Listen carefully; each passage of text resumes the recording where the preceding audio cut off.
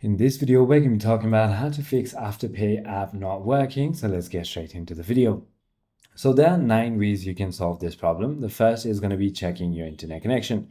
Make sure that you have a stable internet connection or a Wi-Fi or a mobile data connection.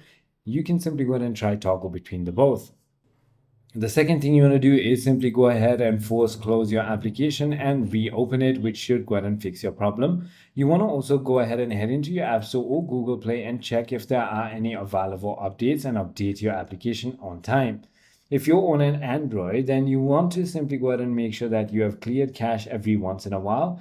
A simple restart can also fix many temporary glitches, so simply go ahead and restart your mobile device. If that is not the case, the server might also be down. Simply check status.afterpay.com, and once you've done that, simply go ahead and click on the logout button and then log back in. If none of it works, simply go ahead and uninstall and reinstall the application. I hope this video clarifies everything for you. If you have further more queries, feel free to comment down below, and I'll see you on the next one.